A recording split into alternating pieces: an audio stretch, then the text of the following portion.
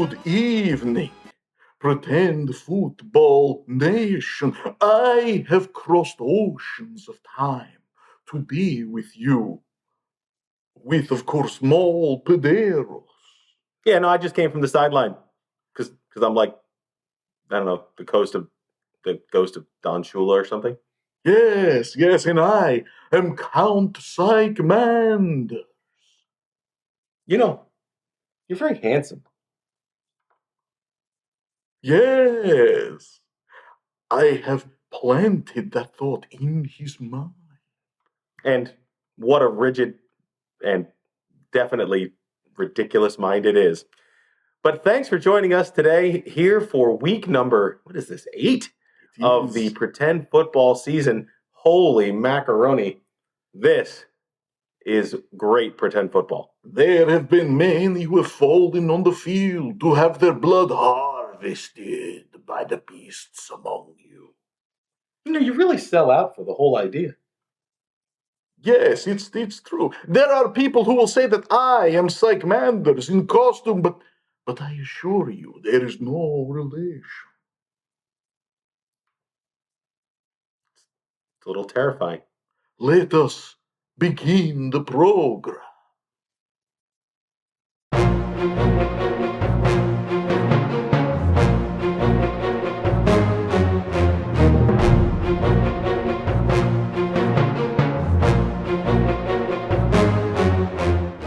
Sike's scalpel is cancelled this week. Make your way to Count Sike's buffet of blood. Blah!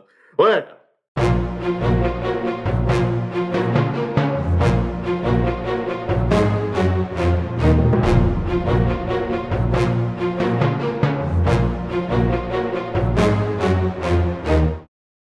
tonight's spine-tingling tale is one as old as time itself. The once proud king of the night brought low by impudent interlopers, and so it is with the Cumberland crew and the Roswell 51ers. The Cumberland crew sallied out onto Vlasic bread and butter bowl, fully intent to give no ground to the pretend football team from beyond the stars.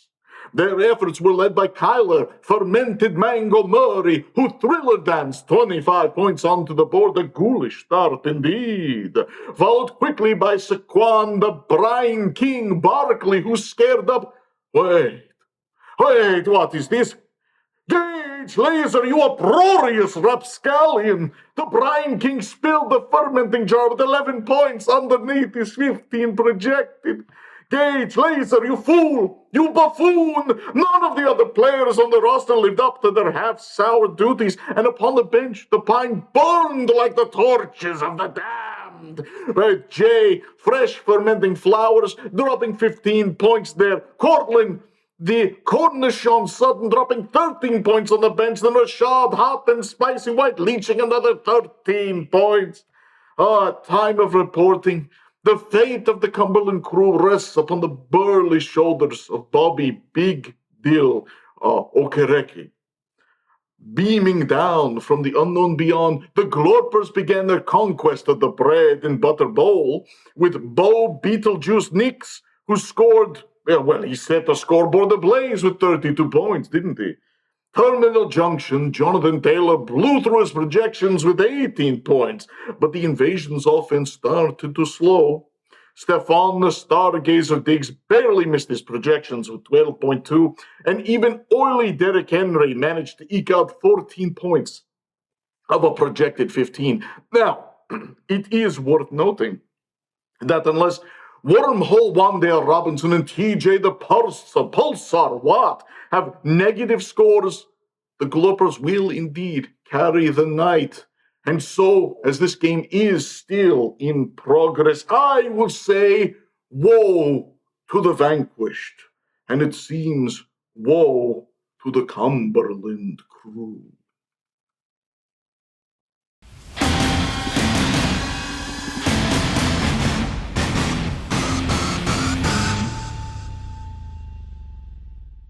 Gay. And you almost finally got it right, Glazer. Seriously. Somebody needs to put this guy out of his misery. right? Like, how many weeks is he just going to get away with being an absolute projection pissant? Oh, well. Our matchup this week features the home side, Keys to Victory, hosting the Georgia O'Keeffe Vagina Flowers in the Hillman Wacky Lock Memorial Coliseum and Funhouse. The 6-1 Keys were led in the game by a stellar 10-catch, 143-yard performance from Calvin Ridley, believe it or not, 19.6 points. Now, he did, however, have a fumble. More on that later. Trey McBride, a new addition to the tight end roundtable, added 16.9 more, while St. Stars, Alvin, the Cajun King Kamara, and Chris Olave,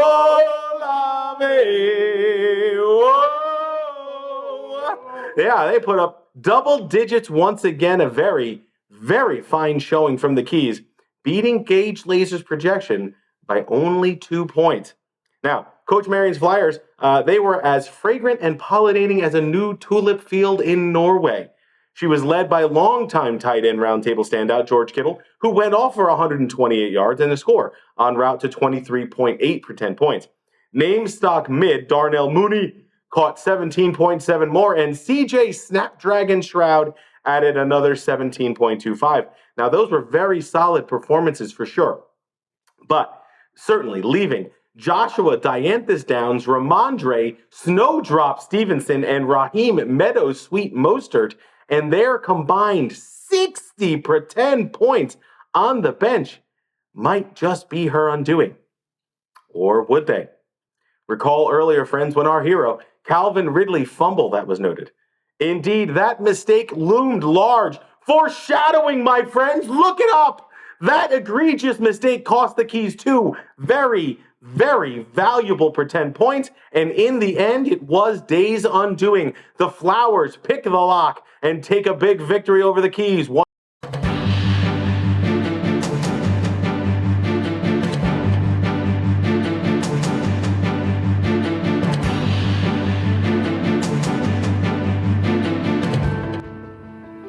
Good morning, Pretend Football fans. It is I, Maul Paderos, and I'm here with an apology.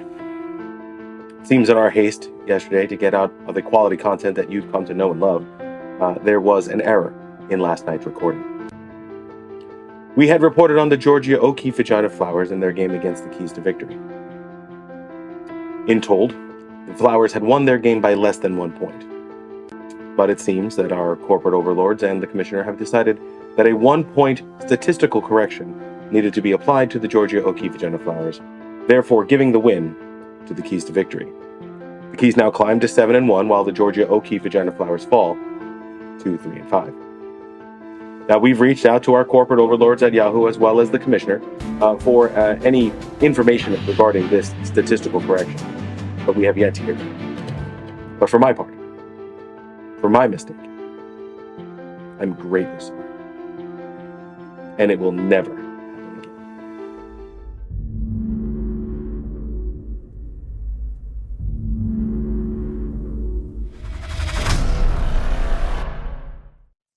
You know, Maul, there are only so many teams who truly deserve to drink from the chalice of truly cursed. And I believe that one of those teams is among your league now, and it is Eric Menzies. Get to the chopper. Yeah, I don't know if there's a singularly more cursed team in all of the pretend football landscape. Remember last year when we all thought that Coach Greg and the Beavers were the literal worst team that could ever be assembled? Somehow, Coach Menzies has called a timeout and assembled a literal dog shit pile of miscreants. You know, in my native lands. Pennsylvania? Perhaps. In my native lands, I have seen mankind progress from shivering in the darkness. I remember the times when kings and fear ruled you tiny little mortal people. And even I know that the New York Jets are always dog shit. Yeah, well, I mean, we all knew that coming into the season. Aaron Rodgers could possibly be the most washed individual in the history of pretend sports. Even now, he's only rostered in 47% of Yahoo leagues. 47%. This man he was supposed to lead the Jets to the promised land. Instead, crashed and burned. Indeed, it is true. Once you get aboard the crazy train, there truly are no brakes, as you well know, Malpaderos. Absolutely. Also, I noticed that he has Tyler Lockett on his roster, a man who was good possibly 4, possibly 5 years ago, and now he is a virtual unknown. Yeah, it's amazing how he has assembled this pile of complete and utter nobodies onto his roster. He's got Jaleel McLaughlin. McLaughlin? I'm not even really sure how to say his name. That's how little he's mentioned in actual pretend football circles. There are so many others that are worthy of calling out, but the simple fact that he decided to make the conscious decision to draft the New York Jets. Yeah, I mean, the roster is just gangrene all over. Aaron Rodgers, Garrett Wilson, Breece Hall, Mike Williams, who I don't think he's caught a pass in the last 7 weeks. I would not doubt that. Malachi Corley, I don't even know who that player is. I do not know. Tyrod Taylor, another old-timey man that hasn't been good or utilized. How is the only backup quarterback on his roster also on the New York Jets? I do not know. I don't mean to laugh. It is such a serious situation. But if Tyrod Taylor is rostered in 0% of Yahoo This leagues. is what I was going to bring up, yes, is that no one seems to want this walking sack of shit on the team, and yet he is on get to the chopper. There you go. And Greg Zuerlein, the kicker for the Jets as well, who has literally gotten like negative kicker points over the last few weeks, also on this roster. I don't know what he's doing, but he needs to make some major changes now, or the commissioner needs to step in. This is outrageous. Indeed, to drop 7 straight games is... Well, 8 now. Yes, 8 now is remarkable in its badness. In my day, he would have been drowned in a river at birth. Yeah, burned at the stake, or stake through the heart, or. All right. Well, that was terrifying. A bad joke. We will leave it at that. But when you name your team after an Austrian bodybuilding man that was in a movie one time, usually signs are not good. Get to the chopper. That is all you had this year, Eric Manzi. Yeah, perhaps you should have actually boarded that chopper yourself and flown away into the deep, deep jungles of Costa Rica and not played pretend football. This has been abysmal. It would have been brilliant because in the fun movie, you see the space alien, he only hunts worthy prey and get to the chopper. It's not. Well, he would be completely safe. Yeah, I mean, yeah, the bare bones of this roster most definitely is not feeding any extraterrestrial predators. But hey, look, the season's only halfway done. Hey, he could go undefeated the rest of the way and make the playoffs. I have not experienced such mirth in centuries.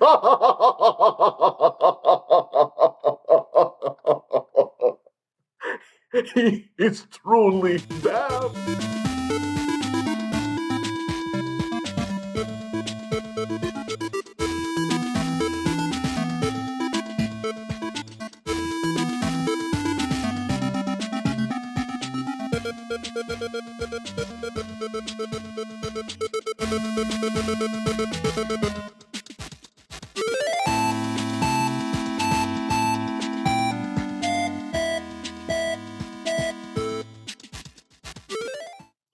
What a spine-chilling week of pretend football, Mo. Yeah, and I'm really glad that all these combatants spilled a lot of blood for us here. Yes. It's been a great week number 8. Halloween. Delicious blood. Halloween always brings out the absolute best in our combatants. Most certainly it does. Buckets of blood on the field, a delicious sight, and to warm anyone's heart. But tell me, Molpederos, do you have a word of the week? It's actually 2 words of the week, Count. Ah. It is trick or treat. Trick and treat, as this is the time of the year when the givers give away all their good players and the takers take them away and maybe try to rank the rest of this season. But I know there's one team that no one will be trading with. It is true. It is true. Well, normally the pathetic mortal Sike Manders would have a prop of the week, but he is not here. I, Count Sike Manders, am here, and I have no props for the likes of you. You really sold out for this week. Sure. Well, from all of us here at PSBN, this has been Pretend Football. Now! We have for you tonight a show, a marvelous show for you, and the players are intricate.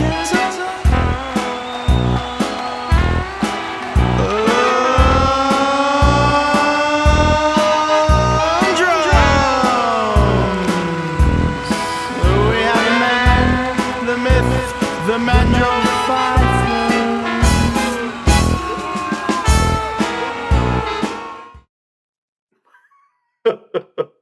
Oh, it's so good. It's ridiculous.